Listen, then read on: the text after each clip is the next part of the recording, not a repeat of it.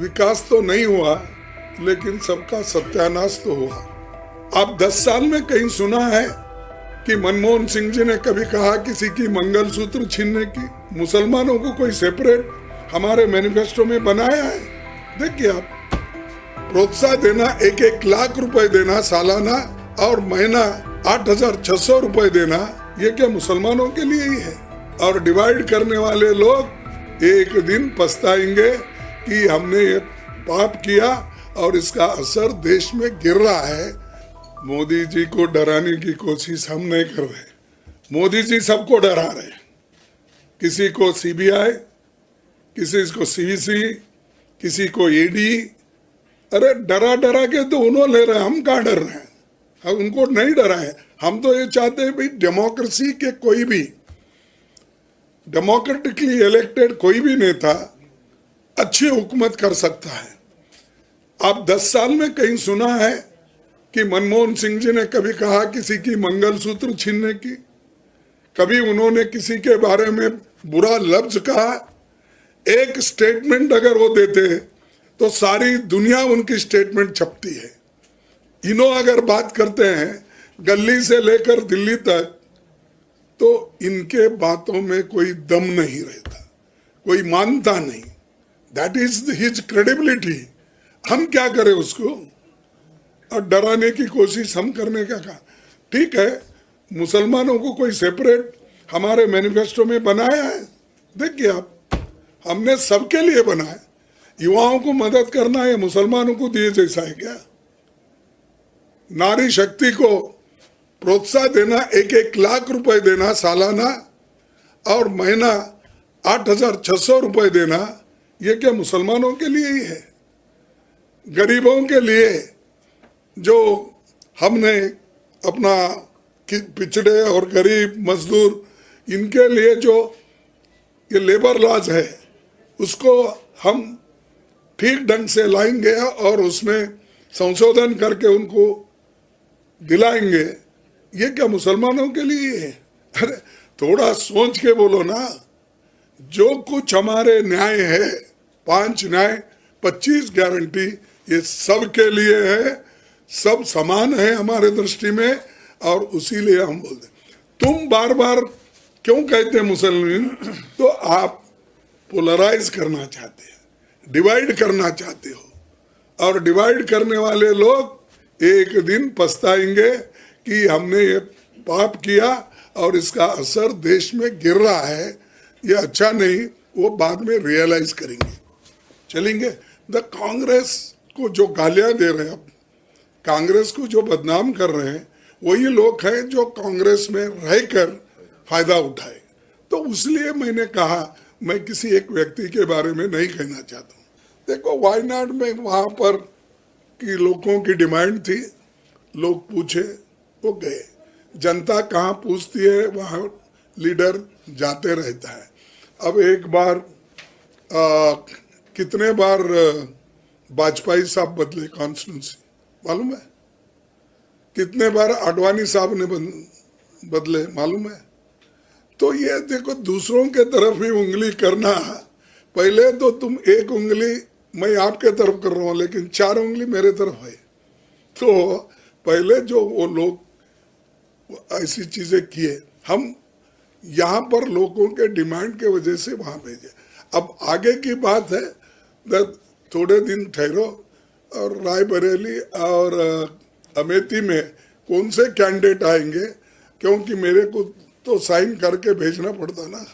तो मैं देख के ही मैं आपको बोलूंगा ये कैंडिडेट हमारा है, तो डाल रहे हैं। तो हो गया, जवाब इसका बोला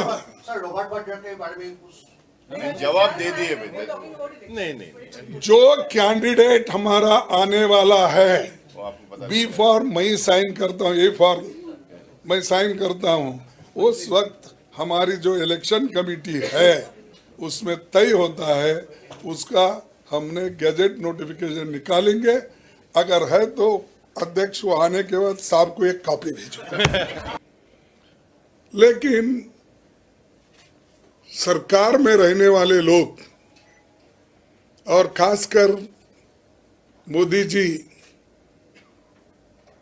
हमेशा यही कहते हैं, सबका साथ सबका विकास, लेकिन ये नहीं बोलते आगे सबका साथ सबका विकास तो बोले हैं, विकास तो नहीं हुआ, लेकिन सबका सत्यानाश तो हुआ। क्योंकि जीएसटी किसानों पर उन्होंने लगाई, एग्रीकल्चर इक्विपमेंट पे लगाई, हर गरीबों के खाने पीने के चीजों पे उन्होंने टैक्स जीएसटी लगाया। एसेंशियल कमोडिटी जो लोग रोजमर्रा इस्तेमाल करते हैं उन पर भी जीएसटी लगा के बर्बाद किया, नोटबंदी करके बर्बाद किया, और लोगों को ये भी कहा कि नौजवानों को दिशाभूल करने के लिए उन्होंने ये कहा कि हर साल मैं आपको 2 करोड़ नौकरियां दूंगा। एक प्राइम मिनिस्टर ने कहा, ये इसका उनकी गारंटी है, और उन्होंने ये कहा कि अब 10 साल में तो 20 करोड़ नौकरियां देना चाहिए था। हम नहीं बोले, ये तो वायदा उन्होंने किया था लोगों के साथ। दूसरी बात उन्होंने बोले कि ये लोग कांग्रेस के जमाने में बहुत काला धन बाहर गया, बहुत से इंडस्ट्रियलिस्ट बाहर पैसे रखे, वो सब लाकर मैं हर एक के जॉब में 15-15 लाख रुपए डालूंगा। ये कहा, ये सत्य है? अगर सत्य है तो आप मानिए, अगर नहीं है तो आप छोड़ दीजिए। लेकिन ये बात तो हुई ना, उन्होंने ही कहा। तीसरा उन्होंने कहा, भाई मैं किसानों की आमदनी इतना बढ़ाऊंगा वो दुप्पट हो जाएगा, 2 पट हो जाएगा। लेकिन किसानों की आमदनी भी नहीं बढ़ी। चौथा उन्होंने ये भी बोला 2022 तक मैं हर एक आदमी के उनके सर पे छत यानी मकान बना के दूंगा। वो भी पूरा नहीं हुआ। तो जो चीज उन्होंने कहा एक भी उसमें अनुष्ठान में नहीं लाया, इंप्लीमेंट नहीं हुआ। फिर भी बोलते हैं मोदी जी बहुत कुछ काम किए, देश के लिए बहुत कुछ बढ़ाए, ये वो बातें बोलते हैं। मैं ज्यादा बोलने नहीं जाता, क्योंकि ये देश को आजाद कराने वाले लोग कांग्रेस के हैं, और कभी बीजेपी इस देश के आजादी के लिए लड़ी नहीं, और इस देश के डेवलपमेंट के लिए कभी नहीं लड़ी। लेकिन फिर भी इस देश को बनाने में हम लोग हैं तो पैट्रियोटिज्म की बात बहुत करते हैं। पैट्रियोटिज्म की बात इतनी करती है कि नेहरू भी उनके सामने कुछ नहीं है, इंदिरा गांधी जी भी कुछ नहीं है, और लाल बहादुर शास्त्री जी भी उनके सामने कुछ नहीं है। सब कुछ है मोदी। उन्होंने ये भी सोचा कि 2014 के बाद ही इस देश को आजादी मिली, इससे पहले देश आजाद नहीं था। ये क्योंकि उनके बातों से ऐसा लगता है, और मुझे दुख इस बात का होता है कि जो लोग कांग्रेस में फले फूले लीडरशिप बना लिए, वो लोग भी वही कहते हैं, अरे भाई इतना बुरा कांग्रेस था तो अपनी जिंदगी के 30 साल 20 साल 25 साल 40 साल क्यों घुमाया नेसेसरली। उसी वक्त अगर जाते आप तो बहुत अच्छा था। लेकिन वो लोग भी, उनको भी क्या हो गया मुझे मालूम नहीं, लेकिन वो लोग भी आज इंदिरा गांधी जी को, सोनिया गांधी जी को, राहुल गांधी जी को क्रिटिसाइज करते फिरते हैं। ठीक है, मैं उसमें जाना नहीं चाहता। मैं सिर्फ हमारी जो लड़ाई है वो देश को संविधान बचाने का, देश के जमहूरियत को, लोकतंत्र को बचाने का, एम्प्लॉयमेंट दिलाने का, महंगाई को कम करने का, इसके लिए हम लड़ रहे हैं। और हमने जो 5 न्याय देने का वायदा इस मैनिफेस्टो से हमने किया है, इसमें 5 न्याय और 25 गारंटी हमने वायदा किया है, ये जरूर निभाएंगे। एक तो आपको मालूम है युवा न्याय, नारी न्याय, किसान न्याय, मजदूरों के लिए श्रमिक न्याय और जनगणना करके पिछड़ा हुआ वर्ग को और जाति जनगणना से हम लोगों को एक पॉलिसी बना के उनके फायदे के लिए कुछ काम करेंगे।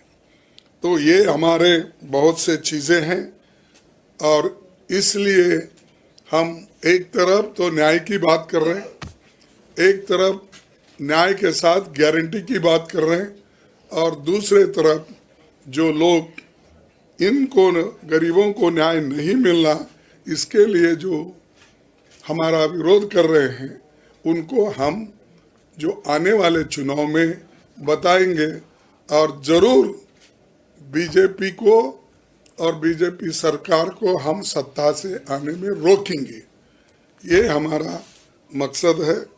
इसलिए दोस्तों आप तमाम को मैं धन्यवाद देता हूँ, आपने यहाँ पर आया है, हमारी बात सुनी है, तो इसलिए मैं और कुछ ज़्यादा बोलना नहीं चाहता। मेरा एक मीटिंग है, अगर आप कुछ पूछना चाहते हैं मेरी अल्प बुद्धि से मैं आपको रिप्लाई दूंगा कि मैं बहुत विद्वान हूँ, वो हूँ, ब्रह्मज्ञान है मेरे पास, ऐसा कभी नहीं समझता।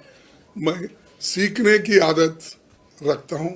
मैं 53 साल से एक ही पार्टी में हूँ और 53 साल में मैं कम से कम 12 इलेक्शन में 11 इलेक्शन मैंने जीती है। एक इलेक्शन 2019 का गया, किस वजह से गया बहाना बोलना नहीं चाहता हूँ, जो गया गया, अब लाने के लिए हम पूरी कोशिश कर रहे हैं और उसके साथ ही मैं अपने बातों को समाप्त करता हूँ और आपसे अगर 1-2 क्वेश्चन कुछ पूछना है तो आप बोलिए। अब घिसी पिटी खबरें नहीं, देखिए बेहतरीन presentation, high quality informative graphics, more knowledge, सरल और आसान भाषा में सिर्फ 1 मिनट में।